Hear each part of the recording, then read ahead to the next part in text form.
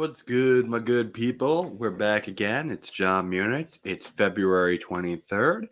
And today we're going to be doing another breakdown of the New York City mayoral candidates. So, the past week, what we've done so far is we've covered the more minor candidates.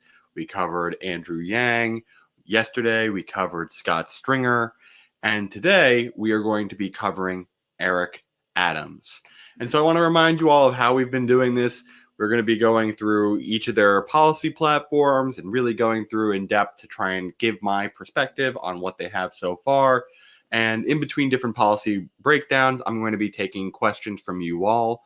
I want to remind you all to make sure that you've liked and shared today's video so that more people can see our breakdown of the New York City mayoral candidates. And without any further ado, let's get into today's video breaking down Eric Adams' platform for the New York City mayorship. So we are on Eric Adams' page here. The things that you're going to have to note first is we're going to go with the About Us section. He has a very interesting kind of career. Like Scott Stringer, this is, again, a more prominent official in the city. They have political experience. And so this has made Eric, frankly, when it looks at polling, he is the second highest polling candidate usually in most polls. And so this is someone like Andrew Yang's top competitor in the race. And Eric tends to be a little bit more of a moderate figure in general.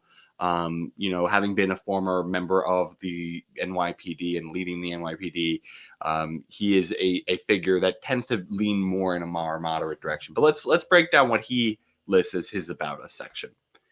So, he gives us a nice quote. We're much more than we were told we are, and New York should allow us all to be who we were meant to be. Doesn't mean much, but it's basically just saying, we're more than we're told. Try and do more, push through. Don't let anyone tell you can't do that. And then, let New York help you fulfill your potential. So then he says, like so many New Yorkers, Brooklyn Borough President Eric Adams grew up with adversity and overcame it as one of 6 children born in Brownsville and raised in South Jamaica by a single mom who cleaned homes. Eric and his family did not always know if they would be coming home to an eviction notice on their front door or food on the table. And when he was beaten by police in the basement of a precinct house at 15, Eric faced a life-changing act of injustice. Okay, so he comes from poverty, but instead of giving into anger, Eric turned his pain into purpose and decided to change the police department from within. He joined the NYPD and became one of its most outspoken officers, calling out racism and bias in the department and pushing for major reforms. Yeah, I would need to dig more into what specifics he has done as that officer, but there's a reason why he rose through the ranks. Eric would often police the streets in a bulletproof vest one day during the high crime 1980s and 1990s. He's absolutely right.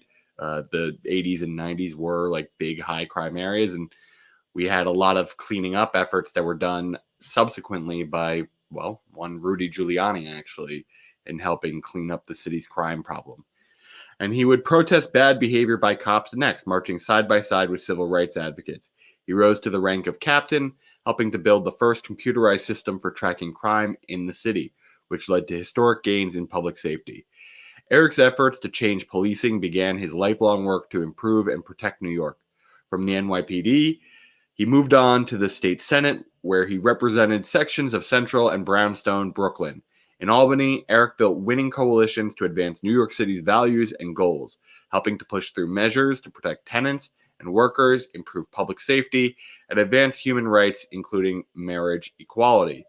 So it definitely seems like his top things are it's civil rights, it's safety, and again, he's a bit more moderate, and he's basically proclaiming his experience and connections to Albany and the state government of New York. Next, he goes, Eric was then elected Brooklyn Borough President in 2013 by putting together a diverse coalition of Brooklynites to become the borough's first black leader. As the representative of one of the nation's largest counties, Eric fought tirelessly to grow the local economy, reduce inequality, improve public safety, and advocate for smart policies and better government that delivers for all New Yorkers. I will caveat, when you look at the data of, what percent of the electorate comes from which boroughs, Brooklyn is one of the highest proportions. I believe it's around 29% of the electorate.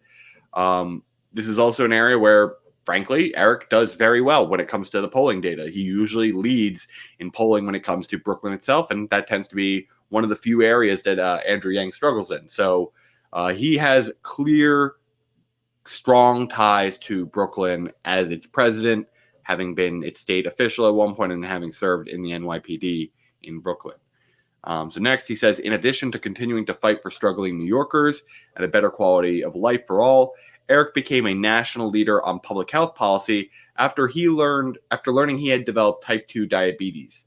Following his diagnosis, Eric completely changed his diet and his body, reversing the disease and launching a personal mission to educate New Yorkers about preventative care and wellness. His work has already led to successful proactive public health efforts across the city and increased education in schools, with the high-risk populations in lower-income areas partnering with civic organizations and health experts. Need a lot more detail, like what did you do public health-wise to do those things, but yeah, I mean, this is important, and I'm pretty sure from my reading of Eric Adams elsewhere, one of the major things when he's talking about this diet transformation that he had done is he went to basically a whole plant-based diet in general. And I've heard almost everyone that goes to those systems, frankly, go through a massive body transformation. It really begs the question of is meat really worth it? It tastes so freaking good, but oh my God, all these people have such positive reviews when they get through transforming to a plant-based diet. Let me read this last part. Eric is a lifelong New Yorker. He received his master's degree in public administration from Marist College and is a graduate of New York City Technical College and the John Jay College of Criminal Justice. It's one of the top criminal justice schools in the country. He's also a proud product of New York City public schools, including Bayside High School in Queens. Today, he lives in Bedford-Stuyvesant, where he has resided for over 20 years. And then finally, he has said that he's trying to take responsibility for stop and frisks getting shut down. He called for an investigation in 2011. He became the co-chair of the state legislatures against illegal guns in 2012. And then he testified at the Floyd trial in 2013, which he says is the end, basically, of this cycle of stop and frisk being at super high levels. I think there's a lot of prominent advocates, but I think it's good that he wants to, bring justice to our criminal justice system. Because, it really does seem, at least from this About Us page, and we're going to see more when we're about to go into the Vision page, it really seems like his top priorities are public safety, public health, and civic rights. So the big question I'm going to have for Eric, which is why he's not currently on my top 5, is where's the economic platform? Where is the care for people who need help financially, the small businesses, etc.? We're going to go through his policy platform and show what he currently has as his vision, but I want to quickly take a moment to check in with our audience, see if there are any questions so far, and just see how people are doing. So this question, will I be analyzing all the candidates? Yes. I will be analyzing all of the candidates. So far, we've already done Andrew Yang, so you could check the 3 videos we did last week because his platform took us a long period of time. And we expect to do Diane's by Friday. I'm pretty sure we have that scheduled right now. And then for someone like Carlos Menchaca, I expect to be doing his platform probably next week. There's a lot of candidates. I did a lot of them in our first video, the more minor candidates, and now I'm taking more time for the candidates who I think have at least somewhat of a shot of actually being able to win. So I'm giving each their time. But thank you for that question. We do expect that we're going to be analyzing all the candidates throughout the week. Today we're doing Eric Adams. Tomorrow I'm thinking that we're going to be probably doing, I'm thinking between Catherine Garcia or Maya Wiley. I think we'll do Maya Wiley tomorrow.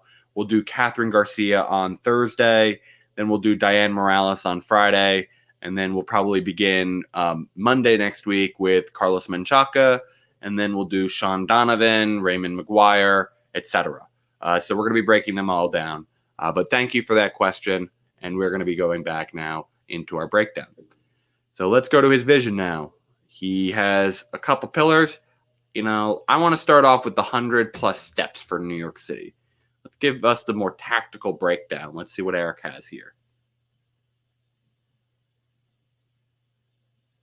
Okay. Pulls up a PDF. 40-page PDF. Let's see.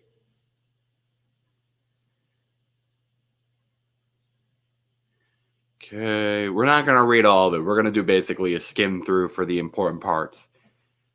Okay, this is basically an intro. We got a pandemic and economic fallout.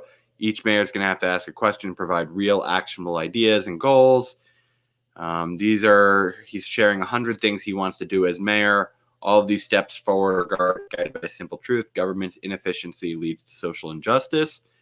And when it performs better, more effectively, and with the right priorities, there's nothing that can't be accomplished.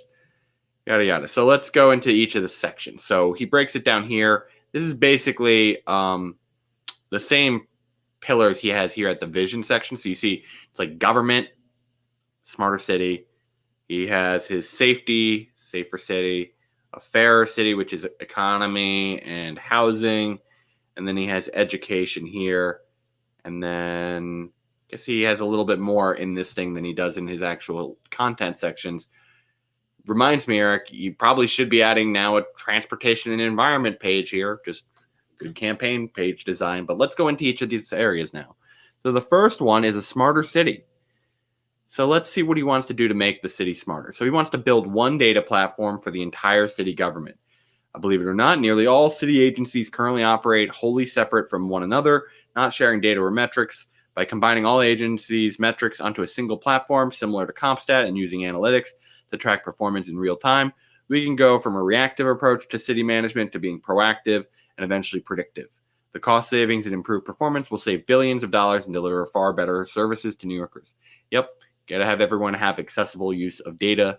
You can't have data stored in different silos because then you're going to get inaccurate data. You're not going to have real-time data necessarily. You want to make sure that you have an integrated place where everyone can have visibility so that they don't have as much delays in potential communication in trying to get this data that they need. So I think that's important that he has there. Next, he says, give New Yorkers a real-time score for government performance. By creating one data platform for all city operations, we can also create a continually updated public score for each agency, going far beyond the mayor's management report based on the performance relative to its stated goals for the year. Boston already does this with its city score program. Great thing. Again, you got to know when you're trying to make progress, what are you tracking to? Metrics is a very important thing for people to have. And by having the data all consolidated in one place, you're going to be able to more effectively use that. So next, he wants to coordinate public and nonprofit delivery of services. New York City relies heavily on nonprofits to provide critical services to New Yorkers that are funded by the city, but there's no central authority in city government that oversees and coordinates delivery of these services on a day-to-day basis. Because of this, we are not finding efficiencies and savings that can help us better deliver services to more New Yorkers. That is why we will create a real-time reporting system for the delivery of services across a unified network overseen by the first deputy mayor. Again, it's a very important thing to make sure that services are actually reaching the people they're supposed to reach. And, it's great when you have agencies who are in charge of that, but not always are their task general universality per se. So I think this kind of can help fill in some of those gaps by working with some of the nonprofits. But yeah, I would like to see more there of what that truly means. And then he wants to save $1.5 billion and avoid layoffs by simply not hiring anyone new for 2 years. We can significantly reduce labor costs by $1.5 billion through attrition by not replacing, retiring, or resigning city workers and working within the state to offer early retirements to others over the next 2 years. This will allow us to retain workers that we need to deliver vital services. So I like the notion that right now we do have excessively high administrative costs in New York City. It is one of the major budget points when you have anyone that's looking at the deficit. The administration rate is something that almost every single study cites. My one concern is I think you also need to do like trimming of the fat now. You can't just say we're going to just get through 2 years of attrition where we need to get to. And I'd love to see the backing of his idea that we're going to save 1.5 billion on that. I think that's a bit of a high assumption, but potentially he has the data. I just want to see it. Okay, so the next thing he says, big step, launch My City, a single portal for all city services and benefits. It has never been more important that New Yorkers receive the full support of their government. Imagine typing only one number into a secure app or website and instantly receiving every service and benefit you qualify for, such as SNAP, without any paperwork, as well as constant up-to-date information that will help you protect you and your family. If you own a business, you can manage city paperwork through it. If you are making repairs, it's basically just having everything integrated into one centralized application that people can use. I love this idea. It needs to be accessible to use benefits. It's basically taking what, most corporations do for their employees and doing it basically as a benefit management program for your citizens. This is how you make government more efficient. It doesn't always have to run exactly like a business, but we should be remiss if we don't take some of the things that businesses do for efficiency's sake and for helping employees have a better, quality of time with them and not use them. This is something that's a great thing for that. Andrew Yang supports something like this too. I think many of the candidates are supporting this, frankly. So I love this idea. We should have a single point of entry so that everyone knows where to go get their help, because that is such a big thing. I'm currently on the welfare system myself, and it is such a big hurdle trying to figure out all the different programs and benefits that you can have access to. And so we need some streamlining. We need one place where people can go to get that. So I like that idea. Next one. He wants to mandate efficiency by instituting a standard program to eliminate the gap. We will reduce agency spending by at least 3 to 5% by applying an efficiency mandate that eliminates ineffective programs and unnecessary spending, while using an inequality impact test so that the programs vital to lower income New Yorkers are protected. Which agency is he specifically referencing? I guess he means like across the board, he just wants to find efficiencies of 3 to 5%. I guess it's not like they don't already have a mandate to be like efficient. I mean, this is just kind of setting a target of efficiency. Not a big deal, this one.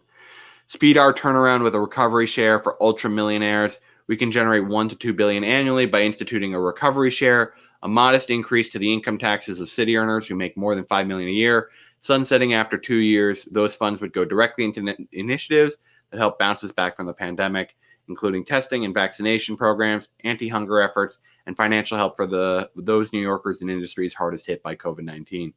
Yeah, this is actually a good thing. I think, frankly, Andrew Yang needs to adopt more forms of taxation that actually gets the millionaires and billionaires in New York City to pay more of their fair share.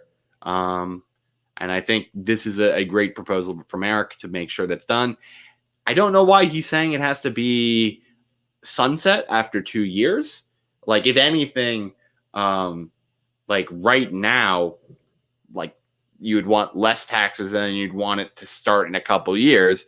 I agree with the idea of raising the taxes, but I don't get why he would do it now and then have it stop later. So like Eric, that doesn't make sense to me personally. Love to hear why you think we should be doing it that way, but I don't agree on it. Next one, make city agencies work together. That council will be tasked with, the root of our city's inefficiency is its agencies, which work in parallel instead of in concert and often in direct conflict with each other. By mandating interagency coordination and designing existing senior staff to a citywide council that meets regularly to align goals, we will institutionalize coordination to reduce inefficiency and inequality. Yeah, that's big work in any city government. Let's see what he wants specifically. He says the city council will be tasked with 3 specific mandates. Define the mission of each agency, ensure the missions of the agency meet the overall mission of the city government as defined by the city leadership, and then evaluate agencies to ensure that no agency's actions conflict with another agency. Great. It's fairly simple. It's just, let's have a clear definition of who is doing what. Let's make sure that this agency, when they're operating, is still operating in concert with the overall mission of the city. And let's evaluate the agendas to make sure there aren't conflicts. So big step there. So let's go to this next one. He wants to bring the city to the community. That's a big thing. Let's read it more. The problem with city services isn't just the lack of them, it is the access to them. We must bring the city to the community, right to the doorstep of New Yorkers. Creating a program that helps New Yorkers is only half the job. Educating New Yorkers about it and delivering those services is also necessary for it to be effective. We can do this by equipping city workers with computer tablets that are connected to the city's unified digital platform and sending them into the areas with the greatest need for city services, setting up shop in open storefronts, NYCHA complexes, and even parks. These workers can also connect New Yorkers and federal services and programs that will help us return some of the $20 billion plus a year that New York taxpayers send to DC that we do not get back. I like this because it's basically fundamentally access comes in a couple ways. So you have to have it be available once people are informed. You have to make sure that people are informed and that it is convenient, not just only that it's in their area, but that there is sufficient staffing in these areas to administer the services that they are looking for. So I like this idea of increasing our social services to help get people properly enrolled into these programs, because it is a nightmare to frankly navigate the welfare system. So I'm frankly hoping that sometimes we might start doing some consolidation of some of these services and eventually moving to larger basic income programs. But yeah, these programs need to be administered more effectively by getting people into the communities. So next one, he wants to appoint an efficiency czar. Efficiency mandates mean nothing without oversight and a leader dedicated to ensuring success. An efficiency czar will oversee the standing program to eliminate the gap and conduct quarterly agency and department audits to continuously uncover inefficiency in the city government and make suggestions for changes. The czar will oversee the evaluation of a large city contracts, particularly related to recurring expenses such as utility bills, and partner with companies that are incentivized to find cost savings. This is where I feel like you almost get that relationship going a little too far. Like when you embrace business practices, when you start having someone whose whole job is to just find cost cuts, and their whole job is to hit a certain percent, like a 3% to 5% cut, you're going to end up cutting some stuff that is going to be needed. And I hear that they're trying to do this balancing act. But I think it's like if you put someone there to just find cost cutting and you empower them as this kind of like czar position instead of just being counsel in your administration, I worry about there might be excessive cuts that occur. So we will have to see more details on that.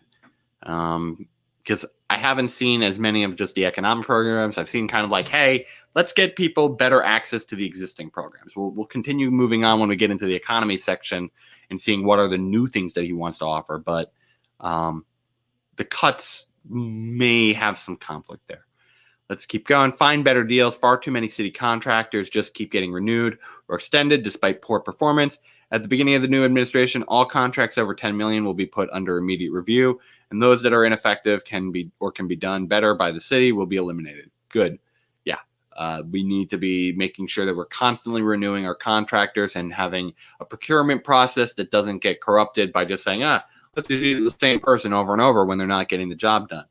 I think furthermore, there should be more requirements around who cities try to contract to.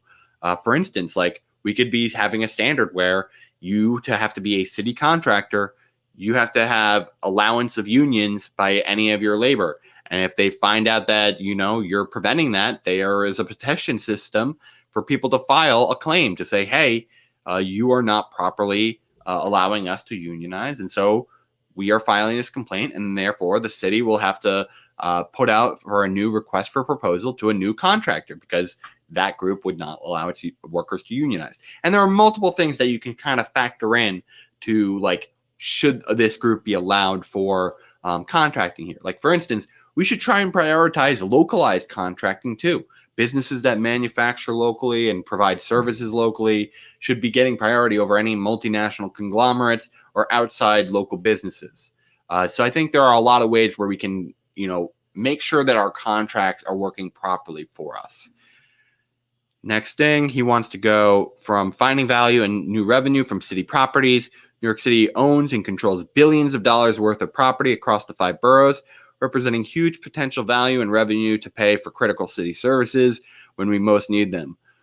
We will immediately do a complete inventory of all city properties and determine best use, whether they should be utilized by government agencies, used for housing or services, sold or leased in order to reduce cost across city government and yield income that can be put toward core services and maintain and improve quality of life. This is nothing. Like, this is just straight up nothing. This is just saying, like, do a property evaluation. This is just nothing. That does nothing. I mean, hypothetically, like, doing this could be something, but this is not unique. This is just like day-to-day function of just managing the property of the city government. So, like, yeah, this is not much.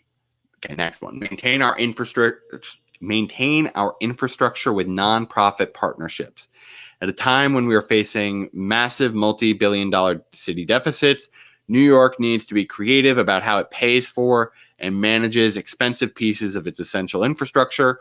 For instance, by expanding the role of franchisees to handle capital projects in our parks, we will partner with conservancies who can execute work faster and cheaper than the city. Yeah, I mean, it is true that not every service is going to be able to be funded directly from government, and then we're going to need to help support nonprofits. I just wonder, like, again, like, where's this balance essentially? Like, again, this is kind of like it doesn't really say much at all. It just says, like, hey, we're gonna help nonprofits, I guess. And I mean, like, it's vague. Like, what nonprofits? Like, how much are we going to help? Like, are we going to be giving labor? Like, there's just so many different questions where it's like, just maintain our infrastructure with nonprofits. It's just, this is a nothing burger. Let's go to the final one in his improving government one. He wants to use our leverage as a client to create a fairer economy, to keep jobs in New York and advance our goals for a fairer economy. We will reward businesses that hire local workers and benefit minority and female owners and workers, especially on city finance projects. Specifically, businesses will be asked to commit to hiring 75% city-based workers, prioritizing MWB contractors, and ensuring that their contractors pay a living wage and report their workers' residency and ethnicity statistics. Employers who agree to these terms could benefit from tax breaks and special consideration for city contracts. So this is basically, you're trying to prioritize local, you're trying to prioritize diversity hiring and fair wages. I think this can be a good. I have my concerns about affirmative action, but I think it's a good idea to have just a mindset of using our ability to contract to try and achieve goals. And, you know, having the goal of getting, as I said before, more local hiring and making sure people are being paid properly is a good thing to do. And to use things like tax breaks as an incentive system makes a lot of sense to me. Okay, let me take my mind a break to check in with everyone, and then we'll go back. Okay, no new questions, just some comments. Let's keep going. So that's the government portion. We're now going to go into a safer city. So we're now in public health first. So he wants to bring healthcare resources directly into low-income neighborhoods. Yeah, it's just making sure that we have proper healthcare access. Yep. Treat social issues as part of healthcare.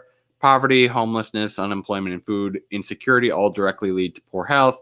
Yet hospitals are largely not equipped to address those issues. By utilizing the extra capacity in H+H hospitals to co-locate social services, we will address both the social and physical causes of illness, leading to much better outcomes and cost savings.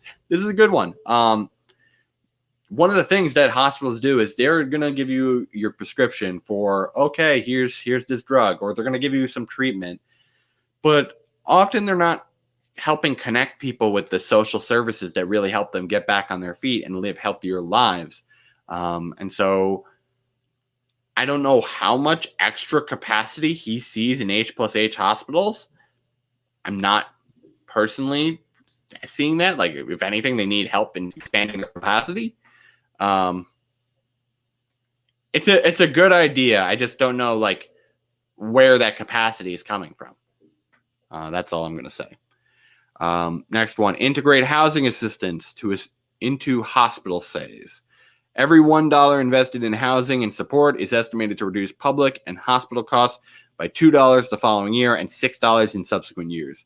This is why we will identify if there are any housing issues for each indigent patient and offer direct housing help at hospitals throughout community-based organizations. This is kind of similar thing what he said before, and he's absolutely right. Just housing people puts so much savings into our system, from the actual shelters that we're trying to provide to the healthcare benefits that we're trying to provide to people to the SNAP assistance. Having a house over your head allows you to have a place where you can start like securely investing into your future. It allows you to be out of the elements. It allows you to stay safe. It allows you to get more sleep. There are so many things that help us improve our health by simply having every single person be housed. It's also going to help businesses grow. Like a lot of businesses, frankly, want like a lot of the homeless population cleared because it, negatively impacts their business. And the thing is, we don't want them to be cleared and thrown into jails. We want them to be housed. Like, it helps all members of the community involved to make sure that everyone's being properly housed. And as he just showed, there's clear cost savings from this. Next one, he wants to expand preventative healthcare at H+H. Our healthcare system should include far more education and resources to promote lifestyle medicine habits such as healthy eating and self-care that can treat and prevent illnesses.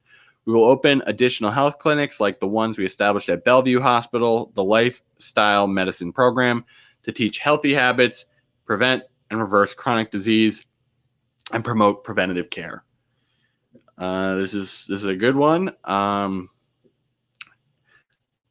guess it's like, sometimes I wonder if it should be like left as these like separate clinics versus like building on top of like multi kind of use clinics. I'd kind of need to look more at the lifestyle medicine program at Bellevue. I've never attended there, have not done research on that specific program. But I think he's right. We need to expand preventative healthcare, and that, frankly, we need more education and people who can kind of guide you through the process. That I agree with. Let's go to our next one. He wants to significantly increase COVID-19 testing, education, and treatment. Okay, during the pandemic, the city is relying too much on private health companies and hospitals to conduct COVID-19 testing and vaccinations. Yep, so much of the country is doing that right now. And we're seeing that the systems, like even West Virginia, has been doing better simply from managing it themselves as a government. And they failed to adequately address the lack of information spread of misinformation in hard-hit lower-income communities, especially those who do not speak English. So this is basically just like, hey, we want to get out there and have an army of messengers to get out into the community and significantly increase testing and education. That's a good thing to do. We got to get people proper information. We got to go into their communities and we got to show that these things are available and safe, and that you're helping others by doing it. And you're helping yourself too.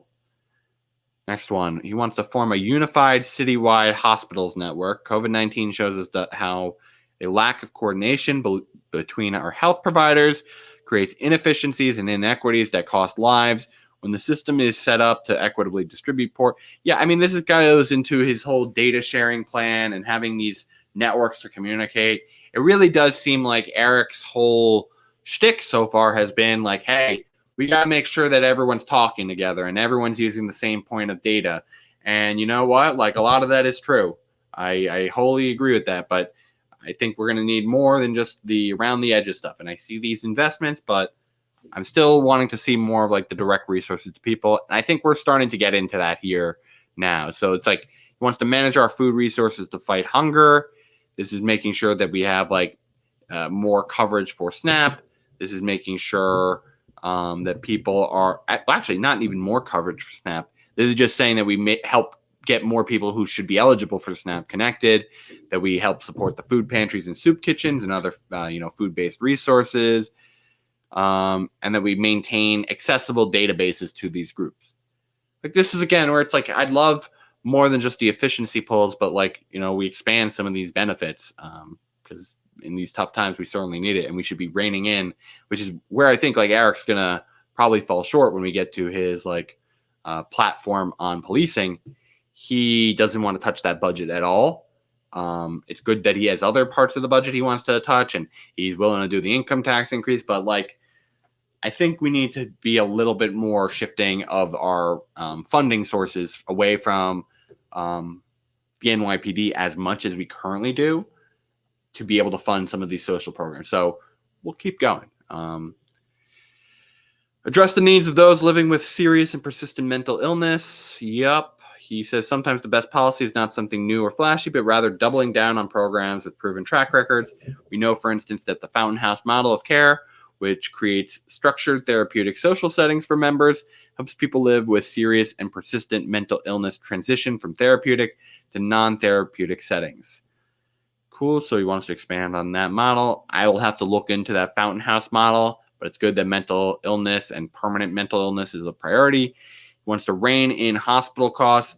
Costs for care and procedures to patients can vary widely from hospital to hospital in the city, surprising New Yorkers, even those with private insurance plans, with massive bills and indicating the pricing in some cases is more about profits than the actual cost of healthcare. To reduce the cost of healthcare of New Yorkers, we will reveal the true cost of healthcare by requiring greater transparency, convene a roundtable of unions across sectors to collectively bargain with hospital systems in order to standardize pricing, and push the state to require hospitals to charge the same amount for each procedure and require insurance companies to pay the same amount as well. Yeah, I mean, a lot of this is like kind of the maximum of what you can really do beyond kind of expanding some of those existing healthcare programs, funding sources. You need to make sure that there is transparency in pricing to drive it down. You need to make sure that you have the ability to collectively bargain against these groups. And so like getting unions together to be able to do that could help. But one of the problems is that they might not have as much power as you'd like in a traditional collectively bargaining agreement, given that not every employee in the city, frankly, a low amount, are unioned workers. And yeah, I mean, so it's like one of the things is just that we do need some help from the federal level. Like local governments only have so much capacity to be able to do these like structural things. They have a large amount of impact, don't get me wrong, but they don't have that purse flexibility to be able to do really necessary changes. So then lastly, he says he wants to protect the safety net hospitals, which have long been underfunded. Yeah, so he just wants the low income areas that are usually supporting people who are on like safety net plans like Medicaid can continue to get coverage and that they're not being shut down from budget cuts. It's a good thing. Okay, so next one, we're going to be going into public safety for crime and criminal justice reform. So we're going to be doing that in a moment. I want to check in our current comments here that we have, and we'll go on to this next section. So let's look at the comments here. I don't see much that we want to be addressing at this point. So we're going to go on now to our next section, which is going through the public safety and the criminal justice reform platform. So they want to reduce crime by having cops focus on police work. Most people don't realize that a large number of our cops don't actually spend their workdays fighting crime. Many, for instance, do clerical work, move barricades, and drive trucks. And even police officers tasked with fighting crime spend huge amounts of their time on court appearances and paperwork, not out in the street or conducting investigations or preventing crime. This is a big point, and I 100% agree with him here. We have to actually focus on getting cops to do actual cop work. Like you have all these other positions that we could potentially hire that don't need to have the same level of training and cost that a police officer does. And so he's right. We could save $500 million annually through strategic civilianization of NYPD units, where the existing ratio of police officers to civilian workers is simply not necessary, and by lowering overtime costs, using technology to limit time wasted on paperwork and court appearances, That money can then go right into programs proven to reduce crime, such as our crisis management system.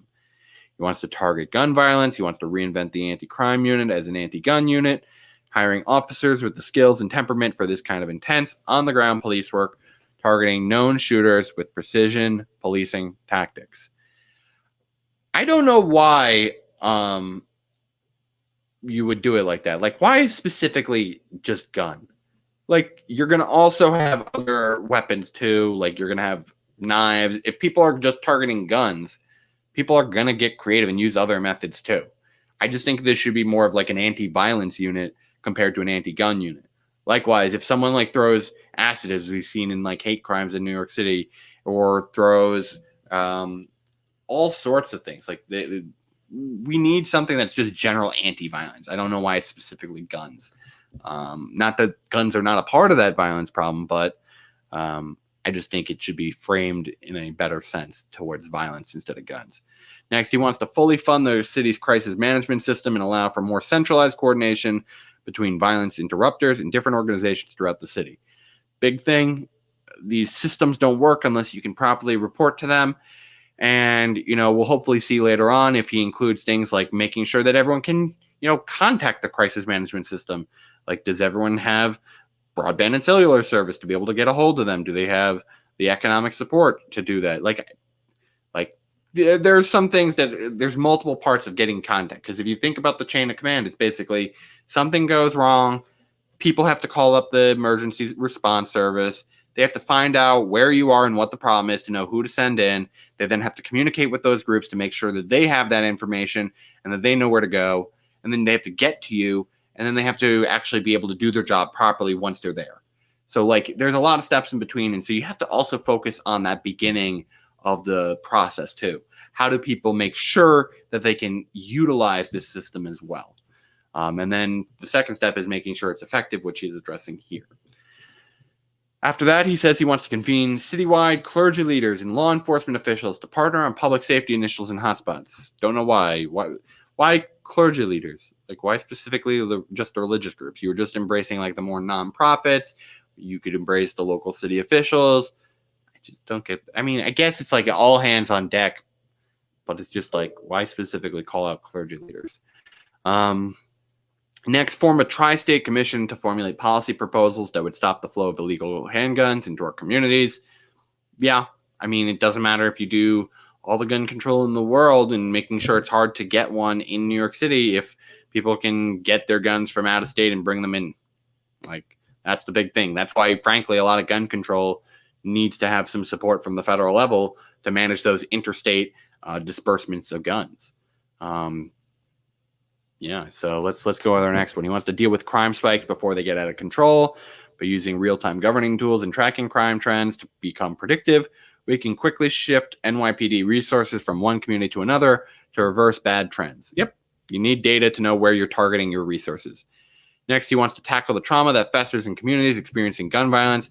Living in a high-crime community and experiencing gun violence creates trauma that impacts the youth's ability to perform in school and achieve in life. Without adequate services that address trauma and allowing for healing, youth are placed at higher risk of incarceration, teenage pregnancy, and homelessness. Prevention and follow-up measures that serve to heal and support these youth are best delivered by trauma-trained, credible messengers paired with mental health professionals, social services, and violence interrupters. We will recruit, hire, and train community residents who have real-life experience to provide an immediate post-crisis healing space for and to develop a working relationship with affected youth. This helps reduce feelings of isolation and mistrust, cultivate shared investment of community-centered healing, and reduce the fear often associated with living in a high-crime, high-poverty neighborhood. Okay. This is just creating more social workers. I'd love to know, how, I guess, specifically they would do it. Like, how are they going to cast the net of, all people who have been potentially impacted and traumatized by this? Is it just family members, etc.? But it's a good idea. We should be helping provide some services. In general, we should be expanding mental health services for people to use in general. This seems a bit more targeted than I'd like, compared to just starting a more generic program so that everyone can access mental health services, and talk to people when they're facing these issues. But it has potential. That's where I'm going to go with it. It has potential. Wants to add local black and brown officers who will respect and protect New Yorkers. One reason the NYPD continues to be plagued by incidents of bias and brutality is that the department still needs to become much more diverse. We will address this by recruiting from the same very neighborhoods that are suffering from crime, which are mostly black and brown, and by allowing peace officers at city agencies who are not police officers and who are not also more likely to be black and brown to be promoted to the NYPD. I mean, they're right in the sense that it is a low percentage right now. It's just, I feel that most people should be hired on their merits, and then we should simply be not discriminating against people from it. Like, it's just, it feels weird to have extra recruitment efforts for certain people and like guarantee certain people more promotion opportunities. There's just a fundamental like division that occurs from this. It's like, we want to say that the people who are black people and brown people are frankly just the best for these jobs because they have the merit and they've earned that too. And so sometimes I think we do focus a bit much on it, but I also get that we have a low percentage right now. And so there might be a need to increase that so that the diversity within the force exposes people to potentially be better officers going forward and handling certain communities that they otherwise would not have been exposed to from low officer ranks from communities of color. Next, he says he wants to train NYPD leaders at top institutions, make sure their training's good. And he wants to make sure that it's done on crime and civil rights. I think that's important because, as I had said on the other podcast the other day, or more so the live stream, I don't think the officers know the law particularly well because they don't have a significantly long period of time for education on just the law. Like especially when compared to like lawyers, for instance. Obviously, not all forms of lawyers all forms of law are applicable to law enforcement. You're hardly ever going to find them doing like accounting law or business law. That's just not the things they're trained on, but they should have a little bit longer of a process of being trained on the law. He wants to publicize the list of cops the NYPD is monitoring for bad behavior. That's a really cool idea. It's kind of putting them on notice. And it's like, saying, hey, if you're interacting with this person and you file another complaint, maybe it's time to get rid of them. Like, and it also says, hey, you need to step it up. Like, we think you've done multiple bad things. You're not just going to be moved to a different precinct if you do something poor.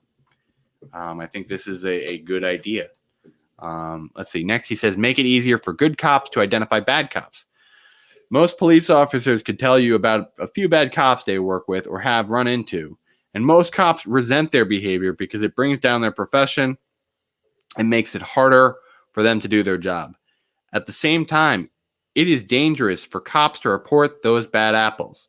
So we will make it easier for cops to anonymously report bad behavior by their colleagues that results in swift action through an outside system overseen by the Department of Investigation, protecting whistleblowers and exposing problem police. Good. We need a whistleblower program for police. Right now, having to come forward and do it with your name attached to it can have professional consequences and make it harder for one to advance.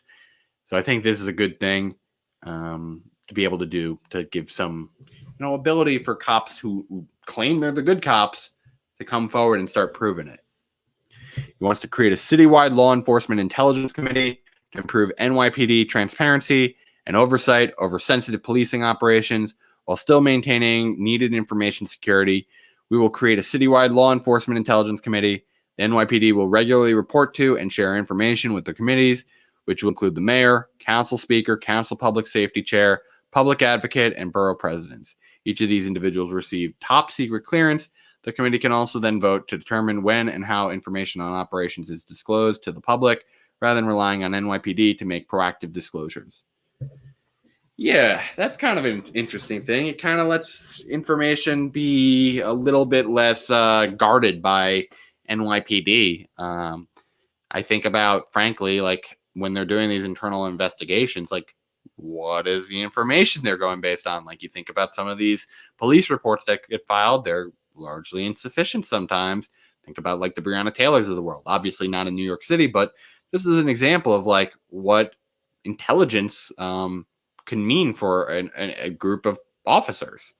So yeah, that's a good policy. Let's keep going. He wants to connect precincts to the community to make precinct houses more accessible to the communities they serve. We will revamp them to become more welcoming, improve them with public high-speed internet and Wi-Fi access, and hire specialized outreach and public information staff to change the culture of the houses into places where residents can come to learn and participate in social and NYPD services and programs, particularly families, children, and youth. Okay, yeah, that's a good thing. We need to have our connection so that they see the faces, so that they know who they can talk to and trust and get information in the communities, and so that people know that these officers have the judgment to know who they're seeing and if they are credible threats or not. So I like that one. So next he says, empower communities to have a say in their precinct leadership. Community policing is not just a slogan. If the NYP is not, in fact, acting on what a community wants and needs, we will empower community boards and precinct councils to play a role in approving and vetoing by supermajority and precinct commander candidates and community affairs officers within their respective areas. So this is another form of doing a review and kind of democracy process. Kinda. It's a little bit more community boards. Community boards can be elected sometimes. So yeah, this is kind of a form of getting the democracy, kind of like how Yang had with the civilian commissioner, but it's a little bit different. It's kind of more of like a republic compared to a democracy. And then he wants to address domestic violence abusers' trauma so that they stop perpetuating violence. Yep. He wants to basically help provide mental health services and help with the trauma. I think, as I told you, a lot of these things are solid reforms, but the things that I am not as big of a fan on is he could have went further with kind of this part here.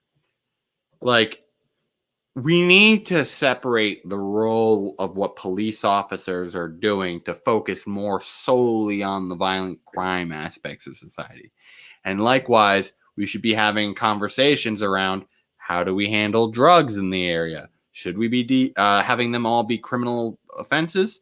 In my opinion, no, we should be having them be decriminalized. And so I didn't see anything like that.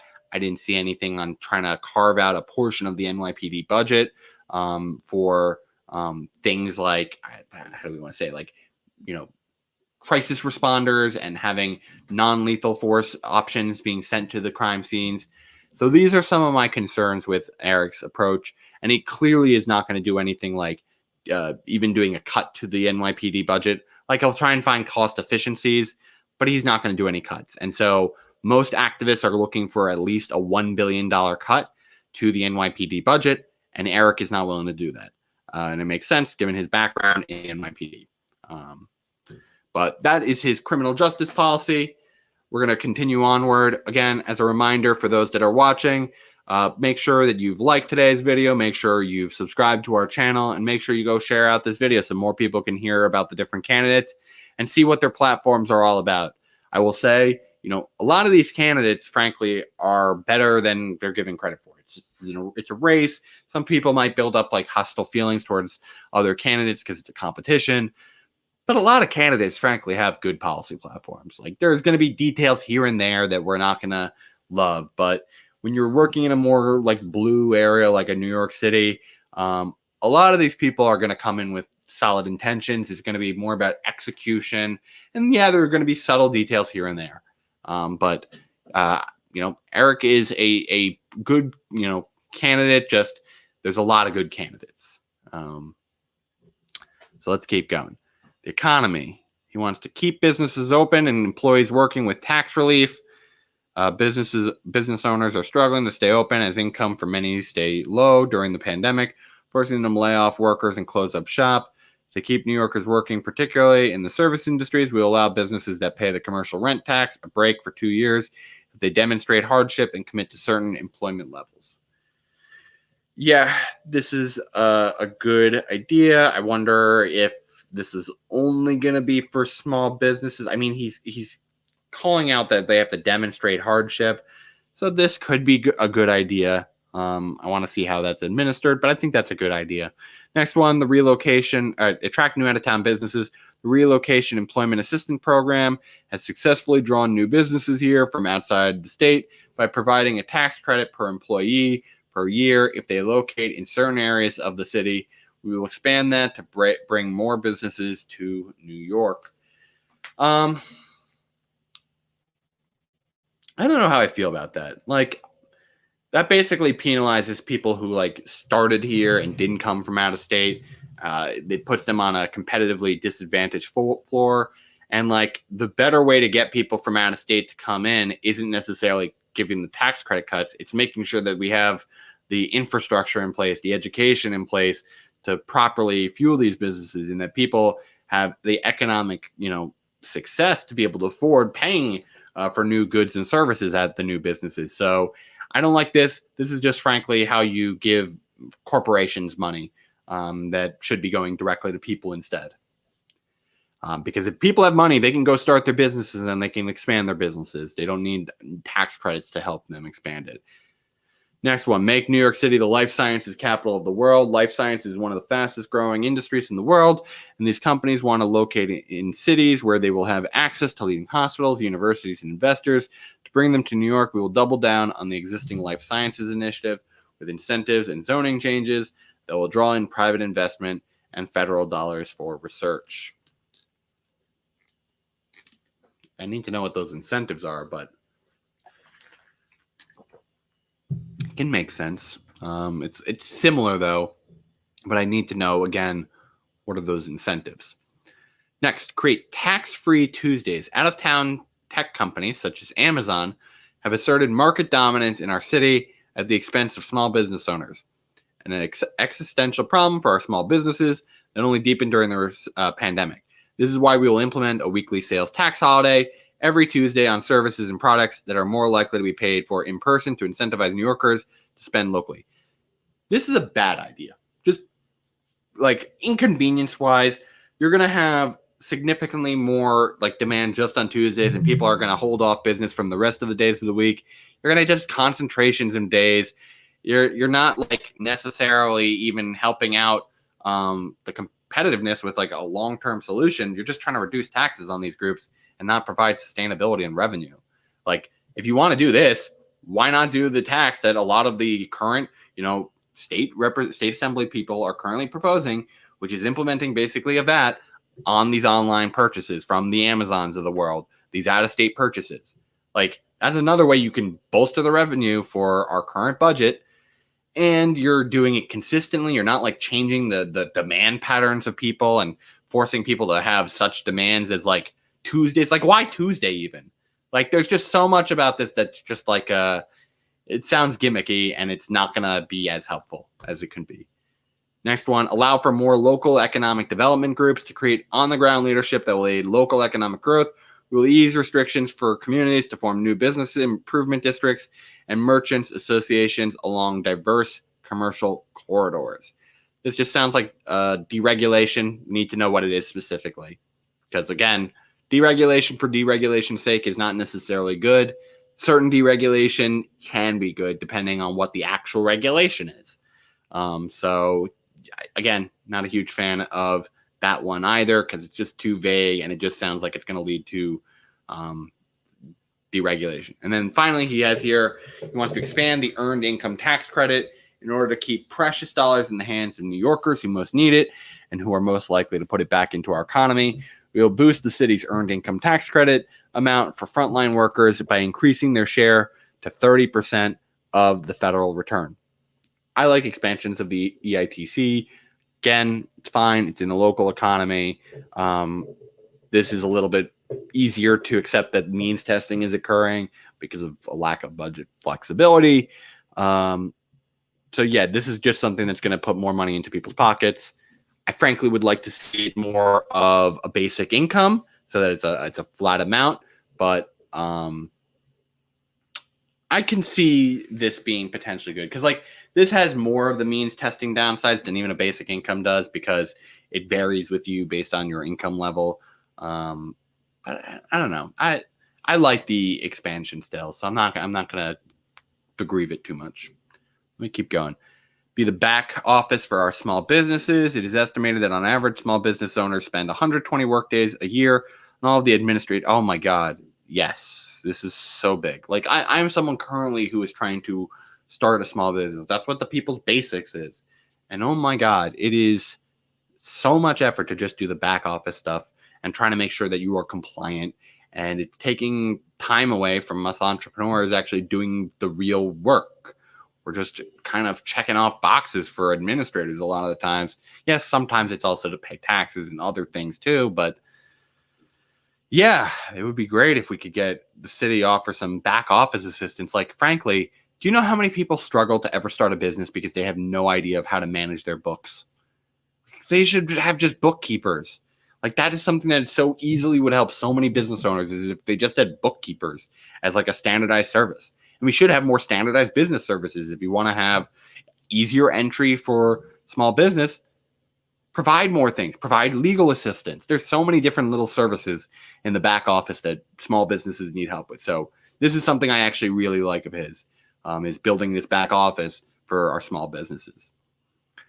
He wants to slash red tape. Small businesses pay huge fees just to launch and stay in business and then face large fines for relatively small violations, many of which are due to lack of education about the law, not knowingly breaking it.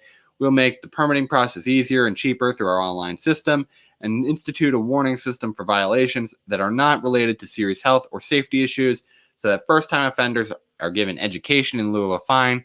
We'll provide additional clarity to those who commit violations, categorizing every violation in a 3-level warning system, red, yellow, and green, each color corresponding to the number of days the owner has until the cure must be implemented. This is actually a very reasonable way to slash red tape. It's not necessarily saying, hey, let's get rid of all the regulation. It's saying, like, hey, let's build a system that lets lenience and education actually occur in it, and that we actually provide, a little bit of a leeway on certain types of violations compared to others. I think that is the proper way to eliminate red tape, is by providing more help, not just eliminating regulation altogether. Let's go with the next one. He wants to eliminate the fees for starting a small business. The last thing we want to do in an economic crisis is charge people to start a new business and restart a closed one. All filing and registration fees will be eliminated. Thank you. Just, it's barrier entry for a lot of people. And now, mind you, there's going to be cost that will be associated with this. There is some maintenance and processing of the applications and such.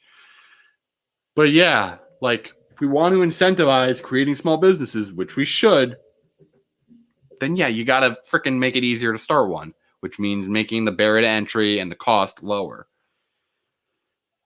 So next one, save our hotel industry. Tourism is a key part of the economy, and we must keep the welcome mat open. That means the hotels must stay open and their 50,000 workers must stay at work. To do that, we will suspend property tax debt interest for 2 years so that we do not push financially distressed hotels deeper into debt, forcing closures and layoffs.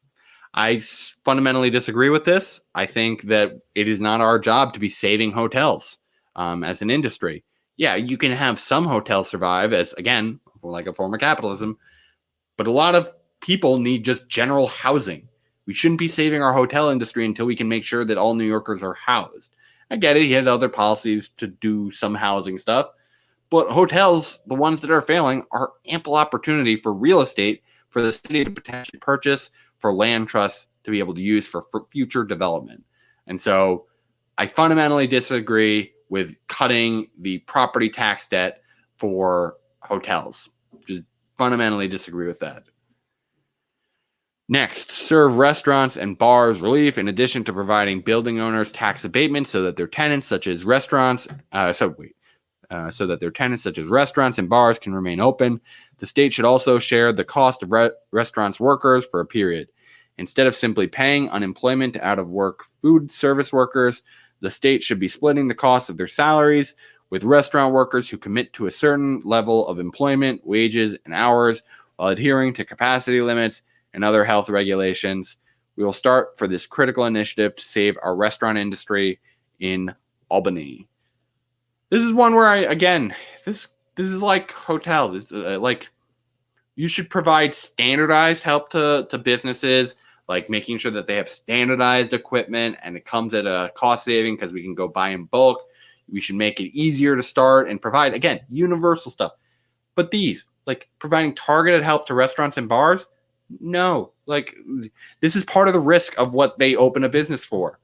There could be potentially excessive demand. How do you know if a small business is not just already expected to crumble anyway because it wasn't being run well and COVID further exacerbated that? I think we should be providing standardized small business assistance. If we want to do something like this, it should be going to across the board, not just restaurants and bars. So I disagree with this. I don't like these targeted things. It feels very much like just special interest groups. And again, how do you know that these aren't just inefficiently run businesses that we're going to be going under anyway, and we're now just throwing more money at a bad investment? That's my general feeling on that. Next one, start a citywide incubator to incentivize solving intractable city problems. And the city, in partnership with investors and businesses prepared to invest in the long-term success of New York, will start an incubator to fund innovators focused on solving systematic citywide problems that lead to inequities. New Yorkers do not need another meal delivery service or another social media sensation nearly as much as we need our brightest minds to come together and solve issues such as job placement and outer borough transportation. I like this. I think, like, if you're going to create an incubator culture that's like a public-private partnership, it shouldn't just be just any run-of-the-mill business ideas. They should be for social business ideas. And so I like that idea. Would love for him to give a little bit more detail on the incubator program and how much he wants to fund to that, but it's a good idea nonetheless. Next, he wants to encourage startups and industries of the future to locate here. It is far too difficult for innovators and entrepreneurs to start their businesses in New York City. Real estate costs and high costs of living have made some of the most brilliant talent to earn their turn to other cities. We have suffered as a result because we have missed out on the job opportunities and the birth of fast-growing industries. So we will incentivize startups to move to our outer boroughs where property costs are more affordable and to develop fellowship programs with CUNY schools in exchange for tax credits. We will also interview failed startups to see how the city could better serve entrepreneurs. I like this. I think that it would be nice if you could have that same thing be applicable to like in-city people. Like if they were looking to expand business out there or relocate, that should be available. Like every benefit should be available to New Yorkers in addition to anyone who's coming in from out of state or from out of city. But it's generally a fine idea to provide for some credits during the early periods of time. But yeah, let's keep going. He wants to make sure New York City is the wind power hub of the Eastern Seaboard. It's interesting that he just wants wind, but whatever. I will hope to see more environmental stuff at a future date. Expand the city's minority and women-owned business program. Right now, the city does not do nearly enough to ensure that its minority and women business-owned enterprise program is effectively leveling the field for business owners of color who are now in a much dire situation during COVID.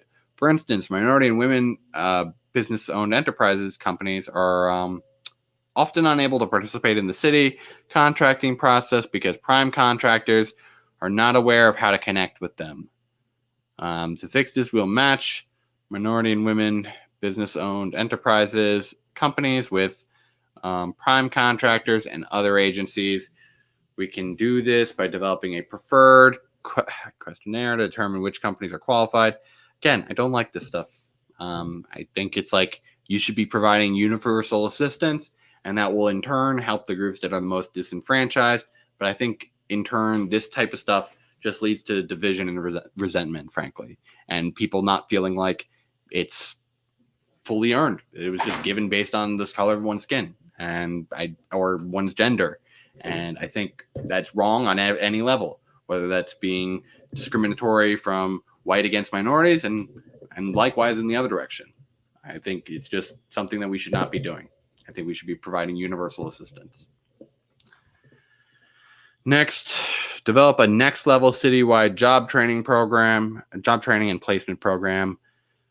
Yeah, these things get done a lot. Like, that's my problem. Like, these are the reasons why, like, basic income is a really good initiative, is that a lot of these training programs generally are pretty inefficient, like usually ranging in like the 0 to 15% effectiveness range. And so I think the best way to help people learn is not, making new programs necessarily. It's saying, hey, here's the money for you to be able to access the existing programs, or choose to invest in yourself however you are looking to do so. And likewise, these programs, don't often end up like paying during it. Like, you're still training and you're not getting the support you need ahead of time. So it's like, that's kind of my concern with this. How much is this going to get used? How effective is it going to be? Etc. Because that's my top concern. Let's go. Invest in green infrastructure throughout the city's capital program. Okay, they spend roughly $19 billion per year on energy. Infrastructure is considered some of the oldest and most concentrated in the nation. They want to upgrade the electrical grid, transition our power source to wind and away from natural gas, and implement traffic controls to reduce idling. We can improve the quality of New Yorkers and create thousands of new jobs, especially in low-income communities that are facing environmental justice. These investments are not only the moral path to take, they also make common economic sense, because they will create good-paying jobs for New Yorkers, and businesses will be able to rely on resilient infrastructure in the face of rapidly changing climate. Okay. This is just green investment. It's our infrastructure, and it's mainly wind. I wonder why he just chose wind and not like solar as well, or hydro, and like all these other forms of energy on top of that. Strange to me. He wants to make the summer youth employment program year-round. That's, again, universal program, make it year-round. Again, it'll be part-time jobs. You want to have these kids focusing on school, but,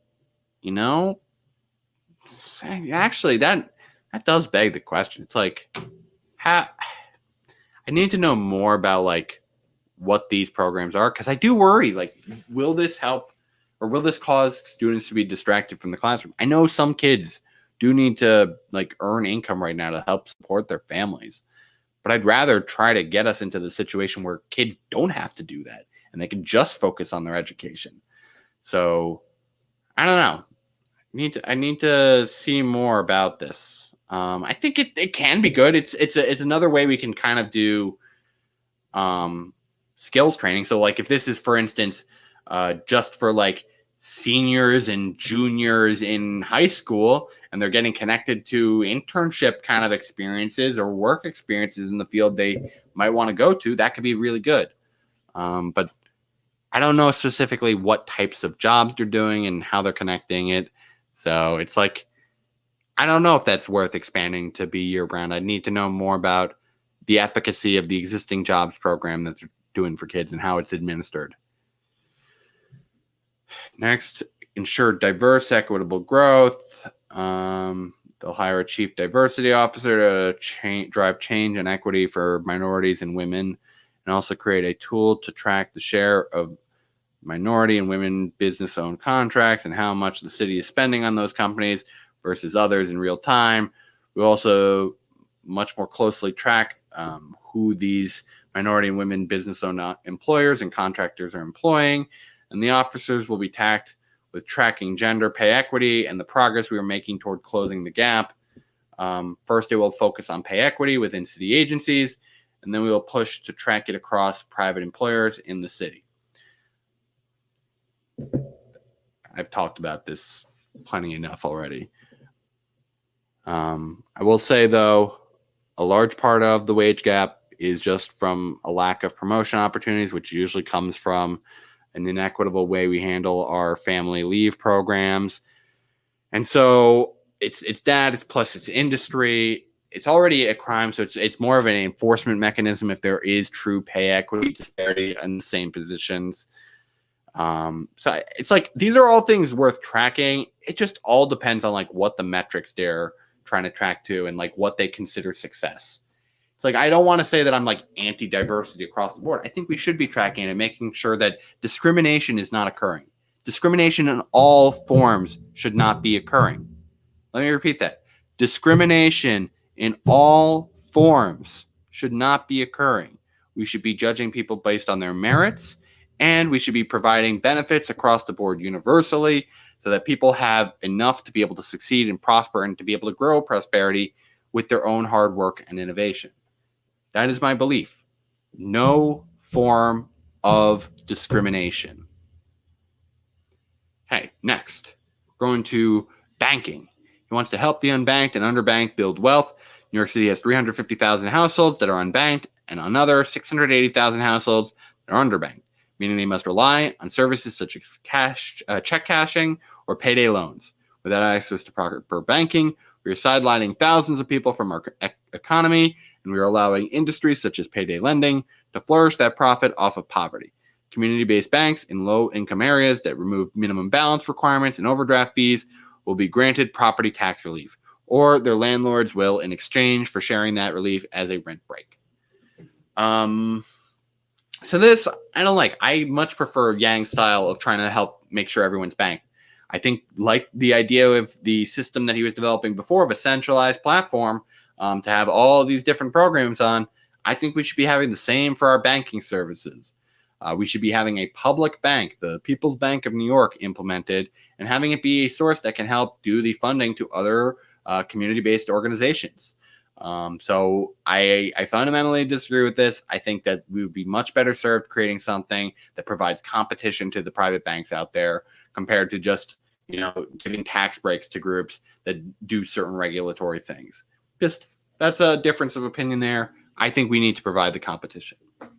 Next one, he wants to create a network of community-based banks to invest in underserved areas. Our locally owned businesses do not get adequate help from the federal aid package because the federal government funneled money through big banks who are either unable or unwilling to provide direct assistance, especially to small businesses in communities of color.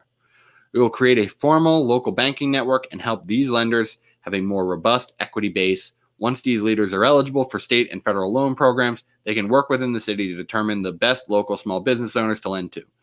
Again, this kind of sounds like aspects of the People's Bank plan that Yang created. I just think you need that kind of centralized point as the first checkpoint that everyone gets access to and then uses that to fund these other groups. So, Eric, highly recommend you embrace that same thing too, because we will certainly pay you dividends in the sense of you will move up the ballot if you can do that, because I think that is a huge difference between the platforms right now, is that he is not willing to do a public bank. And then he says he wants to remind the world that New York City is still the center of the universe. We will organize the largest employers in New York to develop, fund, and implement a marketing plan for our city to the rest of the world, unlike any ad campaign we ever have undertaken. In addition to pitching our city as the place to visit, live, and invest, we will showcase our commitment to public health and public safety to inspire confidence that this is the place to be. I don't know. I need to see the ads. I need to know how they were doing it. It's like marketing can work. There's a reason why companies do it. It can be effective, but it can also be a waste of money. And there can be programs that help more in just kind of earning almost like organic advertising. So I don't know about this one. I have mixed feelings because this can help us boost tourism, and that really is such a huge part of New York City's economy. But I need to know a little bit more about it, and I wouldn't commit to this. I would just, it's something worth considering.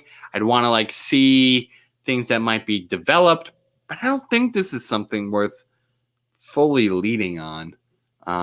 This is maybe like a term 2 thing, is advertising for New York City. I mean, this is basically kind of very similar to what Yang was doing in trying to develop a major party post-COVID, essentially. That's another form of advertising. It's an event-based advertising. This is looking more like they're going to pitch it through the media. I have mixed feelings. It's just, it really depends on the campaign. I think a lot of marketing professionals out there would agree that not every marketing campaign is effective or a good use of dollars. Some end up being better than others. But yeah, let me keep going. So he wants to return to urban agriculture. Centuries ago, New York made its own food, and the agriculture industry was one of its largest employers. Today, we rely almost entirely on out-of-town, out-of-state, and out-of-country producers from everything from the apple we buy at the bodega to the meals served to our kids in schools. By creating a new set of building codes, business rules, and tax programs for urban farmers and supporting local producers with guaranteed city contracts, we will create jobs by building vast in-city sites that produce food for restaurants, schools, and food insecurity programs throughout cutting-edge techniques such as vertical farming and hydroponics, often sharing space with renewable energy plants and other sustainability in infrastructure. Great plan. Love this plan, Eric. We need to have our infrastructure and our supply chain managed locally. It's a form of risk management. It is eco-friendly that we do not have to ship these things from as far. We have significantly more distribution to potential areas that have less access, because if these things are being developed locally, we can potentially have systems to have local buyers be able to go directly to these markets and get the food rather than having to place orders. There's a lot of things that I really like about this. And you're gonna get here's another one. You just get better food. When it hasn't had to be stored in freezers along the way to get it to your supermarkets, or that it's being shipped from all across the land, or it had to have the preservatives to make sure it's going longer. By having it local, you can have a lot more organic food and higher quality food. And so I'd hope even on top of this that they try to incentivize specific types of agriculture too. We don't want to be having agriculture that's going to make us unhealthy. Let's build an agriculture system that makes us healthy food, especially a lot of greens in it. So I love this idea of urban agriculture. And then he wants to reinvest in what makes New York City beautiful, providing free spaces for artists to create by repurposing vacant storefronts. I love that. Turning our open spaces into spaces for art by tasking the Department of Cultural Affairs to greenlight more open spaces, investing in green art by commissioning artists to paint murals, creating a public-private partnership to create murals. Yeah, this is how you make it beautiful. I actually prefer this to some of the things that Yang has said on this, where he wants to just basically subsidize artists to live in the area. Again, that kind of violates my principle of we should be doing a little bit more universal help compared to these targeted profession helps. There are certain things that are key infrastructure things in a city, and then there are other things that are a bit more luxury. It's in my opinion that you do have some responsibility to potentially subsidize or publicly manufacture or service certain activities. And then there are other things that are just luxuries. Art is a luxury. Restaurants are luxuries. Those things don't get subsidies, in my opinion. Next thing, empower immigrants with municipal voting rights. There are more than 3 million immigrants in New York City. The vast majority of these New Yorkers cannot vote in local elections, even though many are legal tax-paying residents. By allowing legally permanent residents and other non-citizens authorized to work in the United States the right to vote, we will enfranchise nearly 1 million New Yorkers who deserve a say in how their city is run and who runs it. I am willing to agree on the permanent residence part. They are legally here. They are entitled to be here. Non-citizens, I do not agree. Not at all. We should help them become legal, and then they can earn that right. But while they are legal, no, they should not have that right. There's a lot of management of saying, okay, I just come here from out of town. I want to live here. I'm undocumented. Let's say I came from somewhere in Europe. I can now vote here. Should I have that say? I could just easily go back. I don't have that lock of commitment to this community as much. Some people might, but you leave a lot of loose ends when you start saying anyone can vote, and not just citizens and not just legal residents, but anyone can vote. I don't agree with that. And I'm a huge proponent of democracy, but it should be the people who are actually there legally who should be the ones who are allowed to vote. And it's the same thing. It's why I think when people come out of prison, they should have that right to vote. But while in prison, they're serving their time. And so I think that is a big division I have here with Eric Adams on this proposal. Before we go into housing and development, I want to check in and see how we're going here, see how people are doing. Okay, we're seeing some comments here, but no questions. There's a lot to be covered here. We're going to go a little bit more quickly and not read every part, but we're going to go through the headlines here. So housing, he wants to add housing for everyone in wealthy neighborhoods. Wait, what? So 4 years, our rezonings focused on adding apartments in low-income areas, which often led to higher income people moving in, making communities less affordable, often forcing out long-time residents. Instead, we will build in wealthier areas with a higher quality of life, allowing lower and middle income New Yorkers to move in by adding affordable housing and eliminating the community preference rule in those areas, which prevents many New Yorkers from living in desirable neighborhoods. I don't know about that one. Like, you should be having your local communities have the say. Like, it should be comprehensive planning, but you shouldn't be like overruling their preference for how their area is developed. Now, I get it. You want to have a cultural shift away from NIMBYism and help have more development in these areas, but like, there should be some level of community preference for areas and how they want their, frankly, areas developed. It's their money. It's their taxpayer money. They should be the ones choosing how their areas are developed. You shouldn't be just saying, okay, we need to make it so that other people from out of town can come move into your community. I just don't believe that's the way it has to be done. So I think we should be looking to expand affordable housing, and we should do that in general. But I don't think that you have to necessarily say adding housing to a poor area and so people of more means move into those areas is a bad thing necessarily if you preserve a level of affordable housing supply in those areas so that they're not completely displaced. Gentrification has a lot of benefits to it if you can actually mitigate the, pressuring people out of the community because of price rises. And so that just means you need to ensure that there is, affordable housing. And that means building affordable housing in poor areas too. And it also means, building it everywhere. So we should be encouraging it across the board. I don't think it should just be like a targeted effort to just start building in specific areas and eliminating their preference rules for those areas. So I disagree on that point. You should repurpose city office buildings. We will convert city office buildings into 100% affordable housing by taking advantage of more city workers working from home and consolidating workers that will still be in person to free up space. Yeah, that'd be nice.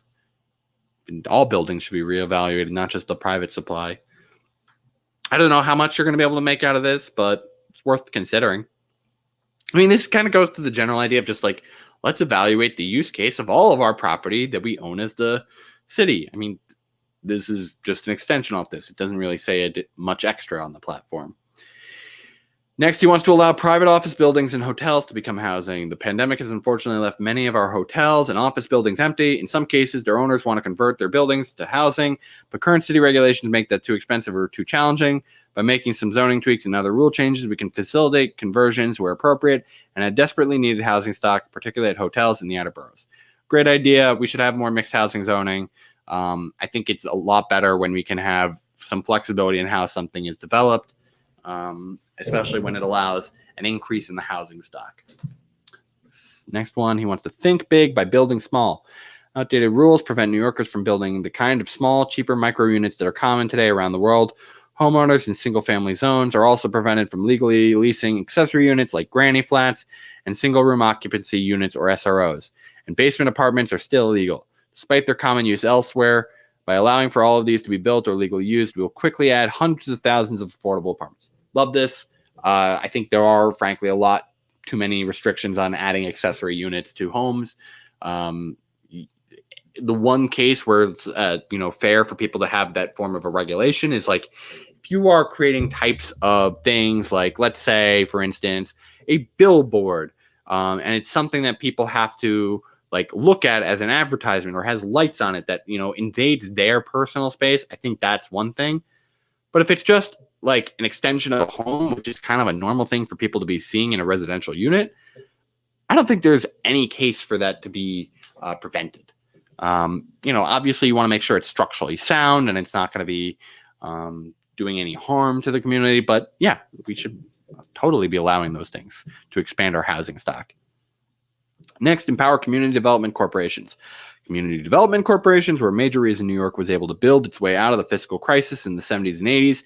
By granting these local organizations property and funding to bring economic investment to their own neighborhoods, we'll do that again to reinvigorate distressed low-income areas by creating new economic activity and affordable housing. This sounds just like subsidizing corporations to build housing when we could just do a community land trust. Don't like that. Don't like that at all. This just seems like subsidizing the developers. Let's keep going. Give faith-based institutions the tools to provide housing. Faith-based institutions have the social vision and local understanding to advance affordable and supportive housing projects with excess development rights on their own properties, but they also do not have the financial or technical capacity to do so. We will partner with faith-based organizations across New York City to leverage these development rights for a public purpose. He has a lot more faith in faith-based organizations than I do.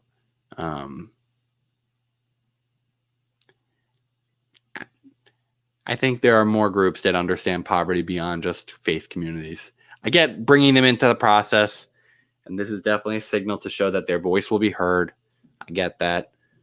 But I just don't believe that they are like the sole group that should be helping and providing counsel on where we should have development occur. Let's keep going. Prioritize those who need supportive housing the most. New Yorkers in local shelters, especially those who lived in the neighborhood beforehand and were displaced, will be prioritized for supportive housing. So too will young people aging out of foster care, who should be given every chance to start off adulthood on the right foot. I mean, my question is this. Why do you have that stakeholdership to stay in a community? Like, really? Like, so many groups have been displaced throughout history. Do we have the right to say we own the land? Like, if so, that's supporting the general notion of, like, we can allow all these landlords to constantly buy up all the stock. And I don't know. I frankly think it's like we should just be providing them on a general basis, that we should be expanding housing into the city. We should be connecting those that are still in the city and are homeless first and foremost, not, people who have been displaced and are going to be exiting stuff. Just get people off the street first and foremost, and continue to build. It's just, I don't think that's the right approach, is to be trying to help people who are displaced, who are outside the community now, come back into it. I don't think that is the role of government. You want to incentivize people from out of town in general to maybe come back, but people left. They went somewhere else. I don't think that gives them special treatment for economic assistance if they were looking to come back. Next one, improve rent subsidies to prevent New Yorkers from becoming homeless. New Yorkers on the brink of homelessness and shelters need far greater assistance than is currently now to transition into permanent housing. One way we can accomplish this is by increasing the value of the city's FHEPS housing vouchers so that they reflect the value of housing that is actually available in our city. There was a time when $1,323 for a one-bedroom and $1,580 for a two-bedroom was sufficient, but that time is long gone. And when the cost of a person in the shelter system is $124 and the cost of a family is $196 per day, increasing the value of vouchers is common sense governing. Yeah, I agree. I think it should be that. It should be increased, but then it should also be basically targeted to inflation too, so that it constantly updates with it instead of just constantly falling behind. Next, create city-owned property to nonprofit land trusts to create affordable housing. Vacant and underused city property is a massive waste. Our resources and often blight on neighborhoods. In the midst of the housing crisis, we will aggressively seek to partner with community land trusts by offering properties to organizations that commit to building permanently affordable housing. Okay. I mean, that's good that he is going to a community land trust. I don't know why it has to not be a public program, but it's good that he supports the general notion of community land trusts. But it's like, I don't know why it's the nonprofit versions compared to just like the public versions. Next one, establish universal broadband access. This is good. We all know that this is needed. Access to the information should be guaranteed. Let's see. Does he say anything that's different? We'll finally close the broadband gap by using rezoning powers to require affordable, mandatory inclusionary internet, creating incentives for 5G providers to offer affordable access, and forcing cable providers to expand affordable internet offerings to every single low-income New Yorker using requirements for their city contracts that are already in place. transparency, New Yorkers will also be able to track progress as companies lay fiber optics. Okay. I mean, this is just going for the general approach to broadband access and using, frankly, regulation of 5G providers coming in, needing to cover certain areas, and also using zoning to make sure that it always is in, like when there's new housing, it's always in zones that have internet as well. So, yeah, this is an important priority. I would love to have some public competition, but I get that this is maybe there's a lot to spend on, so maybe that's not the first priority and you just want to make sure that they're providing, but I like that it's a goal. Everyone should have broadband internet. Okay, next, streamline the process to help New Yorkers who are behind on their rent. Currently, when New Yorkers fall on hard times and are behind on rent, their options to get help involve navigating a long trial of red tape and bureaucracy, the city's one-shot deal, and CBO's rent relief programs. It's an unnecessarily demoralizing process to endure multiple long application processes while feeling the threat of eviction. Rent relief programs largely need similar information from applicants, such as amount owed, proof of residence, and summary explaining the hard times fallen on. The city can create a common application for those in need of rent relief and allow approved CBOs access to the information. Yeah, so this is just like making the process easier when you're in financially tough times, and also making you not have to go through multiple trials of this process and have to spend even more time.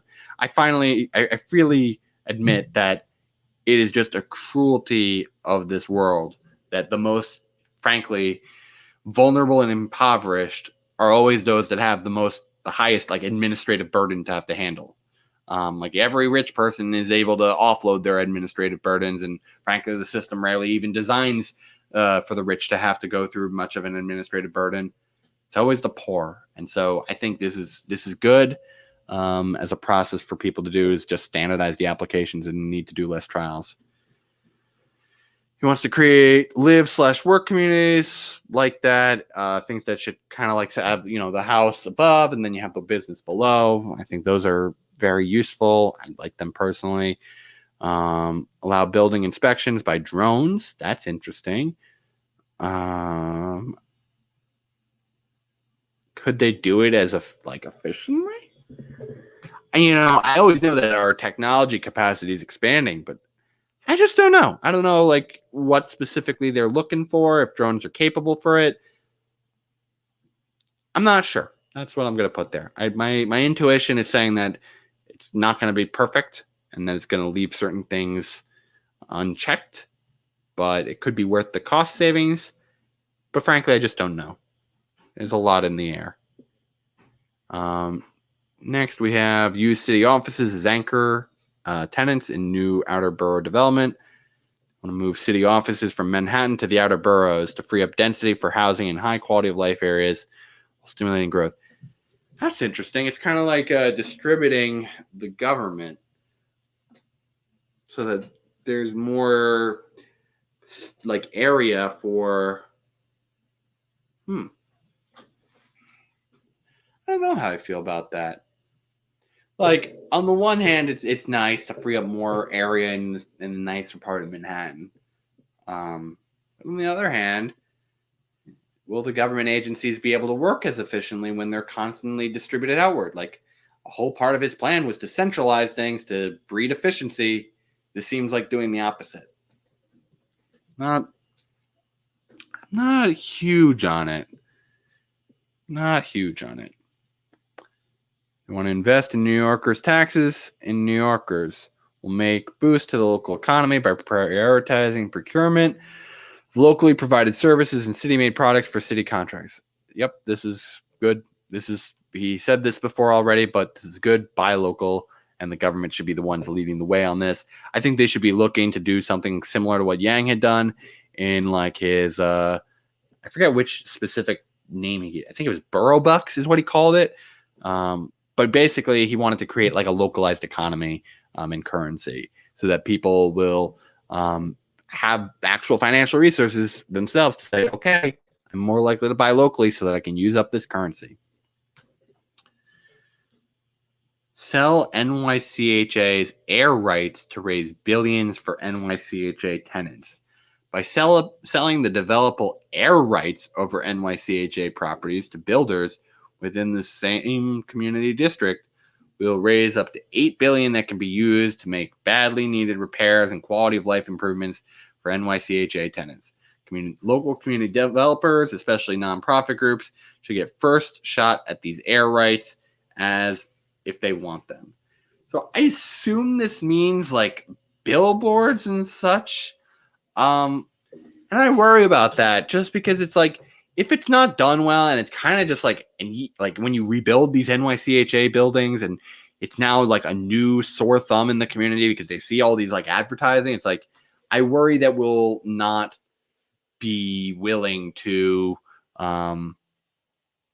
continue to expand the supply or invest into the supply going forward. I get that this is supposed to raise money to do exactly that, but that's my only concern. I think it could be fine. I think this is something where it's like you should be consulting with the communities themselves on if this is something they want. And that's, I guess, what this election process will see out is. I'm not sure, and I think I think there is upsides and downsides to this proposal. I mean, obviously, if you're living in the public housing supply, you're not going to have so much choice. So it's like you're not going to care too much that I guess there's advertising on your building, because you at least have a home to stay in. So you should just, I guess, be grateful for that part, but. I don't know. I'd like more community output. I don't know how I feel on that specifically. I think there's debate to be had. Next, he wants to get more money out of the federal government for city housing. Yep. Makes sense. A lot of the budgetary crisis is going to force us to rely on the federal government to give us some money. Hopefully, they will follow through. Hopefully, Joe Biden will actually focus on infrastructure spending so we can rebuild our public housing stock. But yeah, it's going to be very vital for us to get federal funds to keep it going. Next, he wants keeping NYCHA tenants informed to keep it accountable. They have to have an information process and provide transparency and any repairs and such.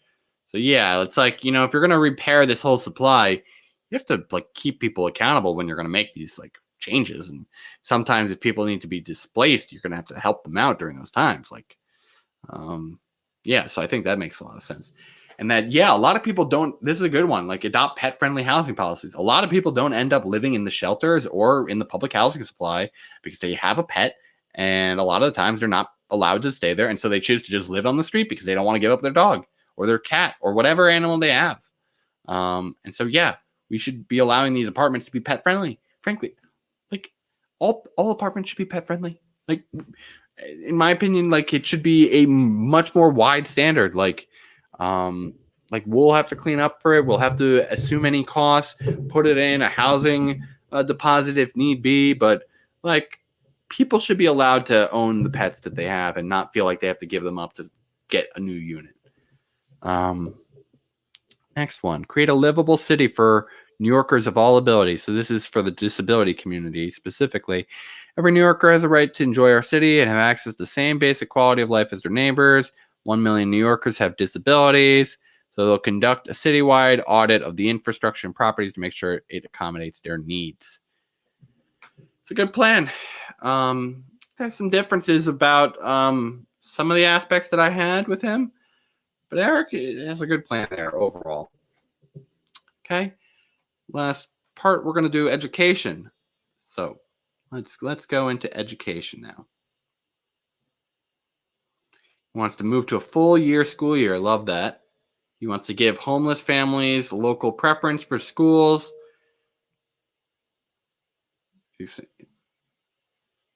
Yeah, because they don't have like a property to tie to their local schools. So they definitely should still have priority, especially for the public schools. Like they're of less means. Some parents might be able to choose the private schools. Yeah, you should certainly help homeless families keep their kids in schools and local schools because they're going to struggle to have transportation in general too. Wants to improve health and school performance with healthier food. He wants to make dyslexia screening universal. He wants to provide every parent who needs it with childcare. This I want to read a little bit more because I think there's a lot of ways this can be done, and the method matters a lot. So childcare in New York is outrageously expensive, and lack of affordable childcare is harming parents' ability to work. Children without adequate childcare, especially during the first 1,000 days of life, are much less likely to succeed. And it happens to Black and brown kids more. It's imperative we provide childcare to every parent who can't afford it. We can start by removing the biggest cost to child care providers of young children, space. We will do this by prioritizing space in city-owned buildings for child care, offering density bonuses to residential building developers who guarantee permanently free or low rent to providers, and with a tax break to office building owners and other private building owners who create free space for providers, savings which will be required to be passed on to parents. But we must also get much more out of our federal government. And doing that on behalf of parents will be a top priority of the Adams administration. I like this a lot. I think this does a good job of understanding one of the problems with childcare, which is if you're going to have this be a purely public program, you're going to run into the issue of trying to find out where to place all the community facilities. And so I think, frankly, the idea of having more incentivization of public places to provide it is good. Childcare is not, in my opinion, a price inelastic good. People, if it rises to too high of a price, will end up more often than not instead becoming a stay-at-home parent to try and do the childcare themselves. And then furthermore, on top of this, it is a excludable good. It is something that you can be able to deny service from, is that someone has to take care of them. And so they have to be able to say no to that potentially if they don't have the capacity to be able to take on additional kids. So this is something where I believe the solution is a much more market-oriented solution. I think this is why a universal basic income in general can be so beneficial to parents, is though they can choose the child care options they need. And furthermore, we should be having like universal pre-K and, expanding the after-school programs of schools so that there's less need for child care because they're still being taken care of in the education system. There's a lot of things, but I think this is a good plan to use a market-based approach. Next, he wants to greatly increase job training in high school. They'll expand programs for high school students like career technical education and Apprentice New York City, which will teach fundamental skills, and they'll add and expand STEAM centers like the one in Brooklyn Navy Yard to every borough and give students the chance to earn certifications in the fields that will lead to jobs, not just academic degrees.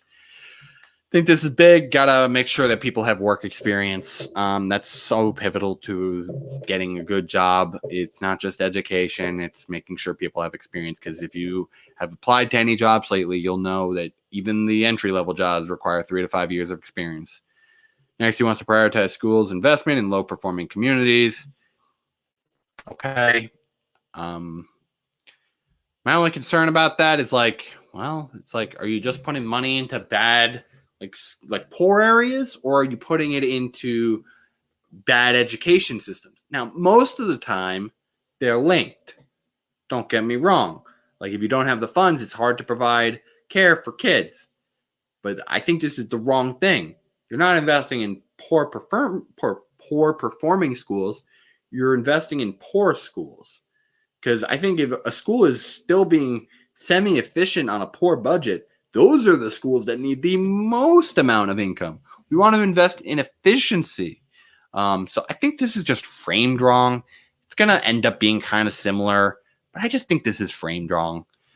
We shouldn't be investing in poor performance. We should be investing in areas that need resources.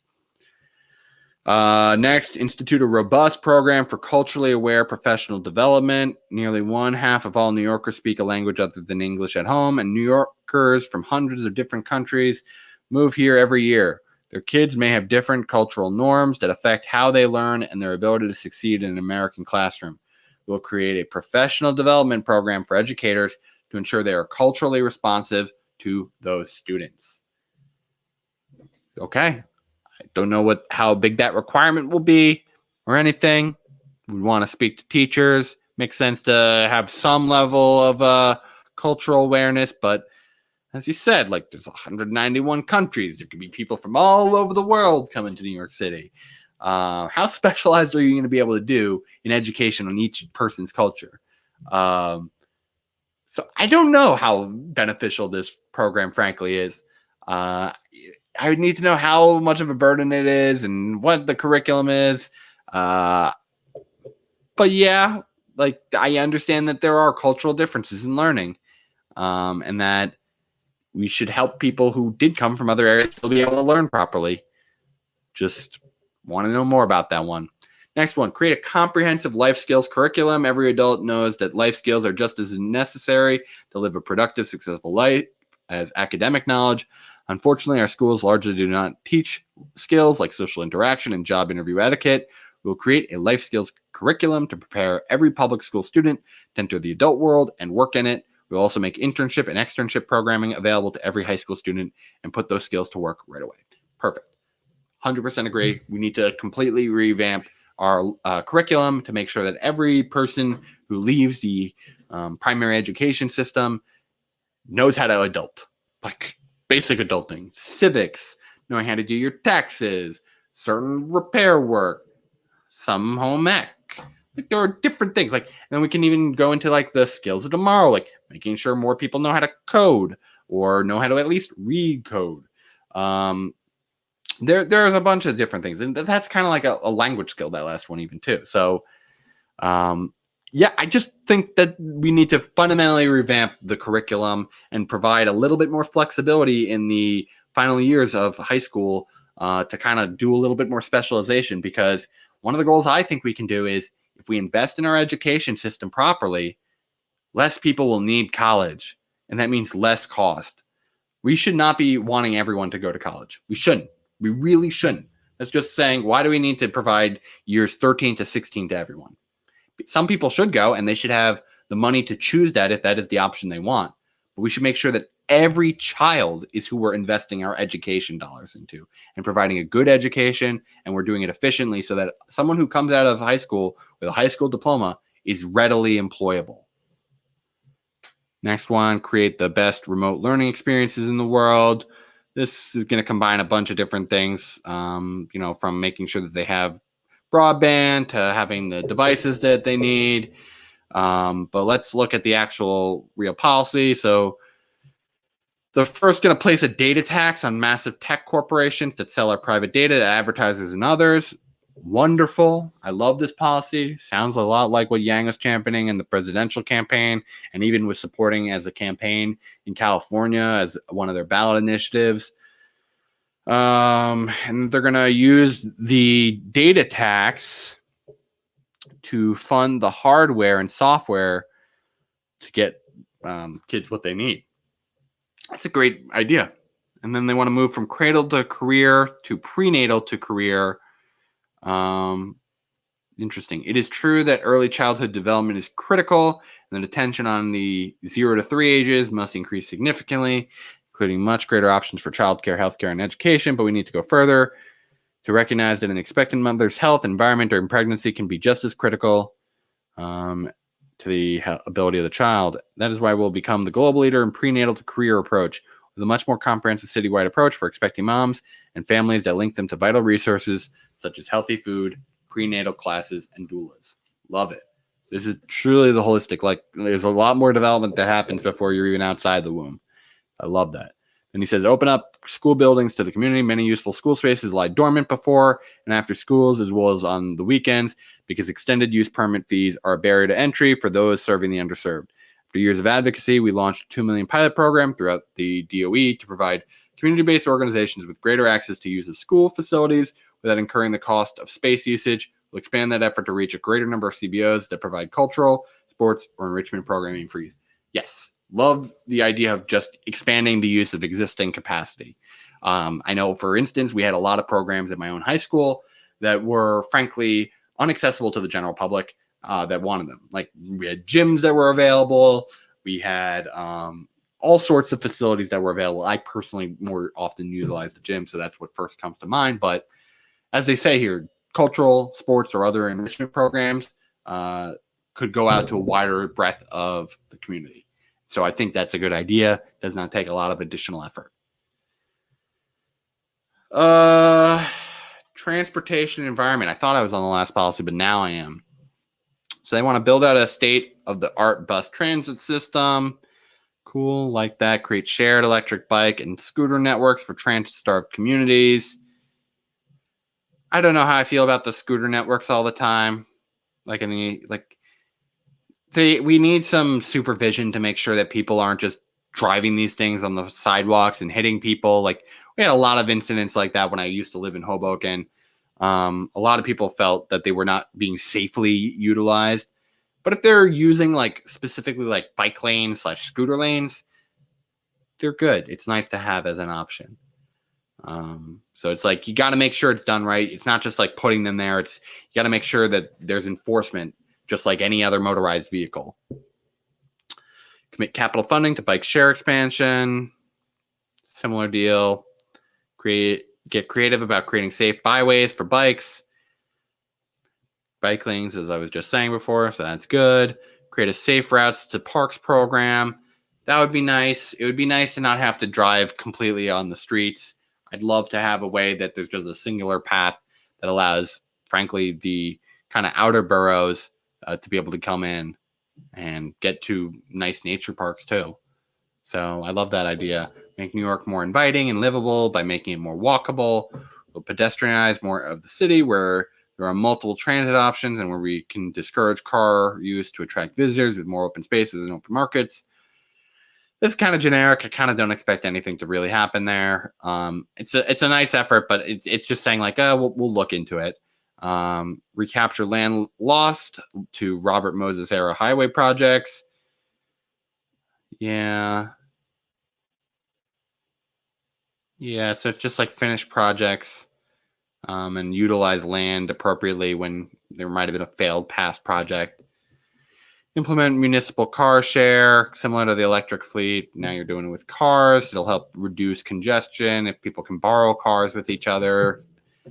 I don't know if people do that all the time. It would be nice, though, because it's a pain to park in New York City. It's a pain to drive in New York City. And it would be nice if we can have less congestion, less demand of parking spaces, etc. So I don't mind it, though. It's not a bad idea. And then close quote-unquote misconnections. In an era of scarcity, we must do the following of our existing assets: increase mobility for residents, free transfers for unconnected subway stations within a half a mile of another, reopening closed subway entrances to improve access and mobility for riders, making permanent and expanding the Freedom Ticket program, mapping and connecting disconnected bike infrastructure. Yeah, this would be nice. It would be nice if we could just not have to get nickel and dimed every step of the way, and that, we didn't have these constant closures of parts of the system. Finding the entrance sometimes is a big pain when you're walking through New York City, and you'll have to just constantly cross the street, and maybe go up a couple blocks, and that can cause you to miss trains often, which can lead to other economic effects and social effects, etc. So yeah, I love this idea. And then environment, he wants us to lead on example. We're going to have to lead the way on this. Pay for a citywide organics program. This is part of the agriculture thing he was talking about before. Oh, wait, actually, no, this is a little different. Let's look into that more. The city cuts its organics collection program as part of the deficit reduction measures for the current year. That was a mistake. The methane released from organic waste in landfills is destroying our environment and speeding climate change. And the cost of sending that waste to states far away, increasing cost every year. To offset the cost of the collection program now, while we're facing a budget crunch, we'll guarantee private processors long-term contracts in exchange for picking up the costs of picking up the waste now. Okay? So we're willing to do longer contracts to get some savings right now. It's okay. I support that idea. Usually these are long-term partner providers. Usually there's not a lot of competition in these fields. So I think this is a good idea. Next, prepare the next generation of green workers. This is, again, the education stuff he had before, and he wants to invest in electric buses. I will say this is a significantly weak environmental plan. Compared to the past few plans we have, there's just not a lot of details here. And so, yeah, that's Eric Adams. I think there's a lot of good here. I think he has actually a very smart sense of a lot of the technology measures.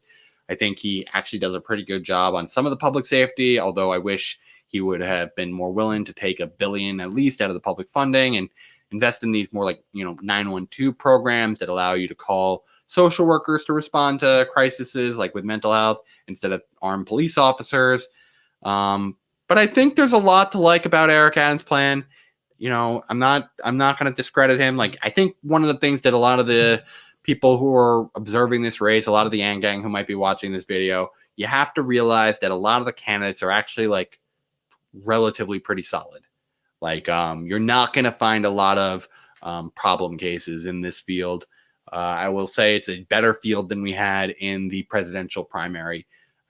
So that concludes today's video. I'm going to do a final check to make sure there was no final questions for me to answer along the way. But I want to thank you all for staying through this 2-hour-long video breaking down Eric Adams' platform. And it's because Eric has a ton of detail. And I think, frankly, there's a lot to be taken away from here for other candidates to borrow. And there's a reason why Eric is probably the number 2 candidate in the field in terms of polling right now, because he has significant experience, solid platform overall, and he's in the area of Brooklyn, which is going to be the highest voting population. So thank you all for tuning in today and learning a little bit more about Eric Adams and our competition in the New York City race. We hope you enjoyed, and we hope you'll check out the full series of episodes that we've done to cover each and every one of the candidates. This is a very nice deep dive into all of the major candidates. So we'll talk to you all soon. We'll be back again at 1 p.m. tomorrow. Everyone out there, I hope you all stay basic and have a great rest of your day.